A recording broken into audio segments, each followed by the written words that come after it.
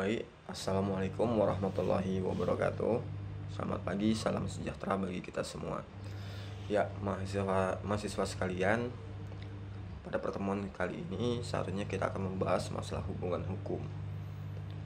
Nah, hubungan hukum ini merupakan rangkaian pembahasan dari materi-materi yang seharusnya dibahas di dalam Rechtsbegriffen ataupun ilmu pengertian tentang hukum. Nah, subjek hukum sudah kita bahas pada pertemuan sebelumnya, di mana subjek hukum itu adalah penyandang hak dan kewajiban. Nah, walaupun hari ini hubungan hukum yang akan kita bahas, tapi akan saya mulai penjelasannya dari hak dan kewajiban sebagai tindak lanjut dari pengertian subjek hukum. Nah, dalam materi masalah hak ini nanti akan kita lihat mulai dari pembedaan hak, kemudian pengertian hak, serta timbul dan hapusnya hak yang dimiliki oleh subjek hukum.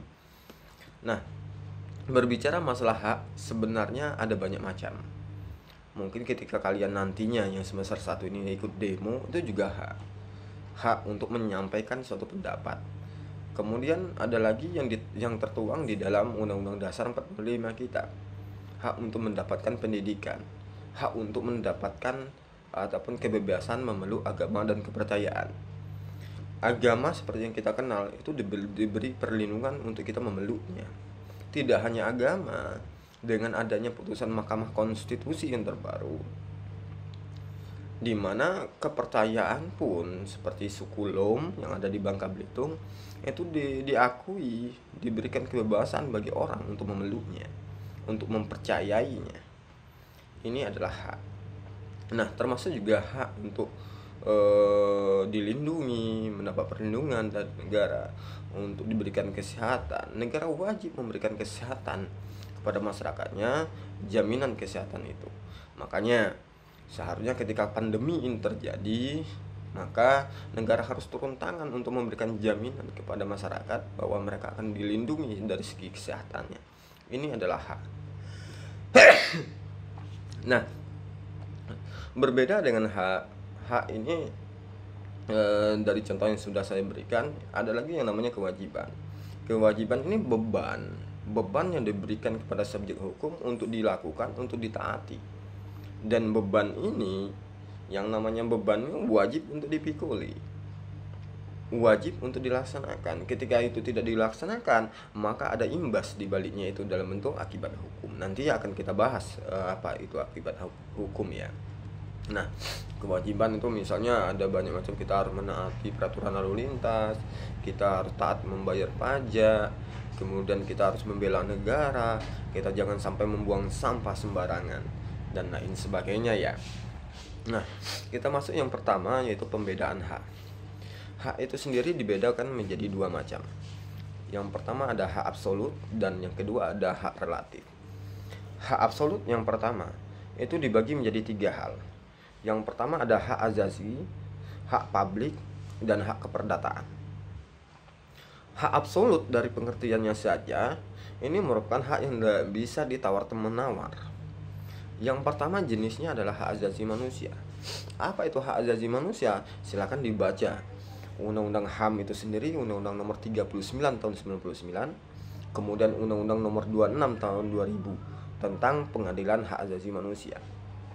Yang pada intinya dari dua undang-undang itu menyatakan bahwa yang namanya hak azazi manusia itu merupakan hak kodrati yang diterima oleh manusia sebagai makhluk ciptaan Tuhan. Artinya HAM ini turun dari Tuhan langsung untuk manusia, di mana HAM itu sendiri wajib untuk dilindungi, dihormati.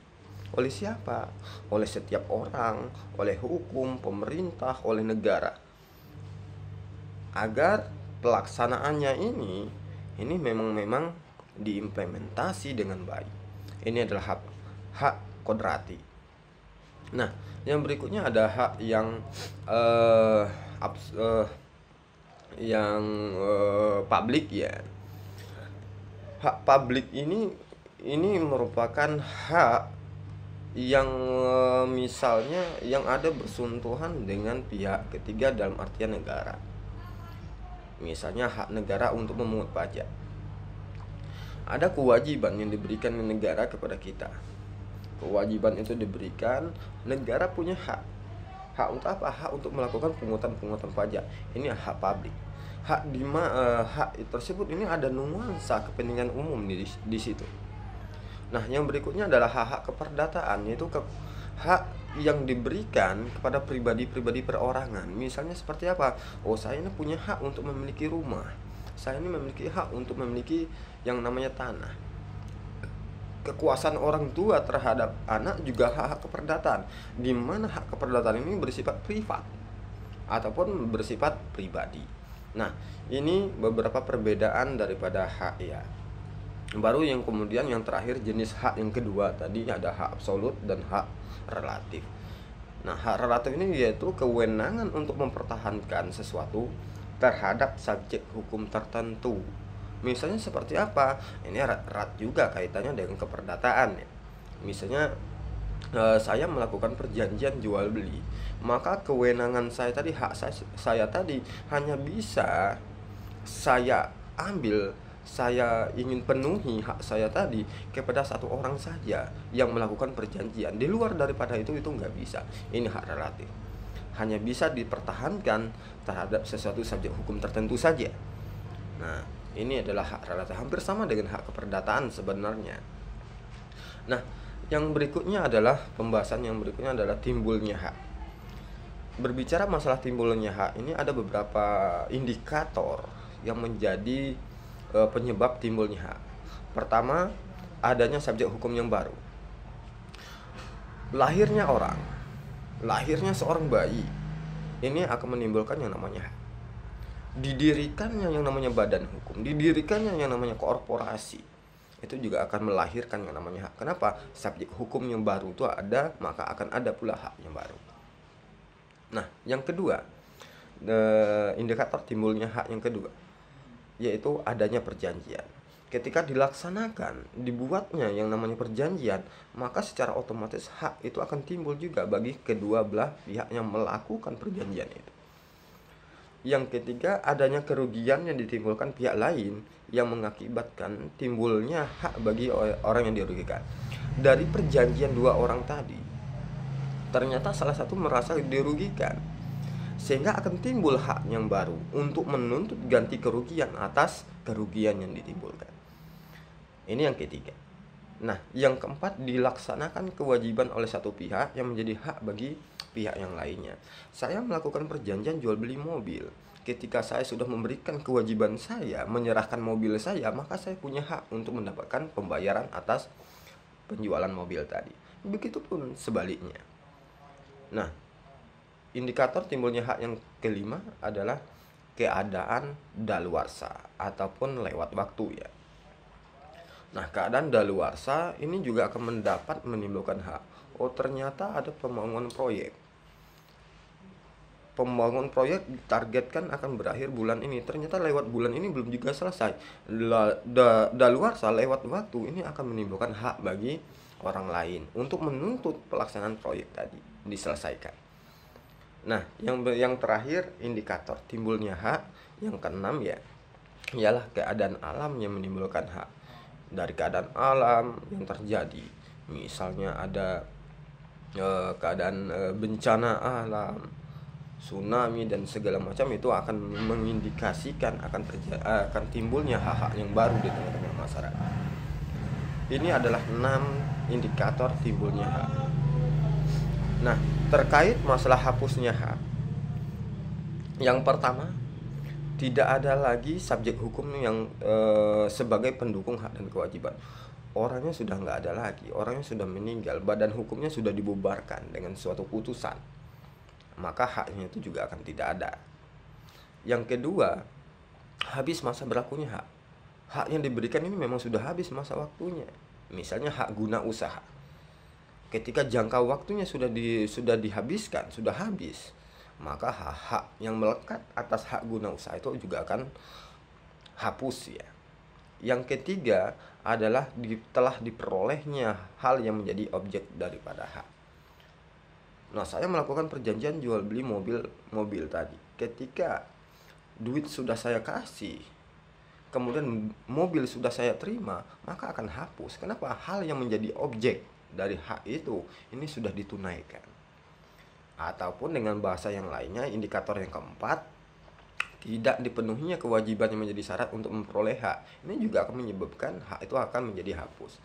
Saya jual beli mobil, mobil belum saya kasih, tetapi duit belum juga saya terima, maka hak saya untuk menerima duit ini nggak akan ada. Kenapa?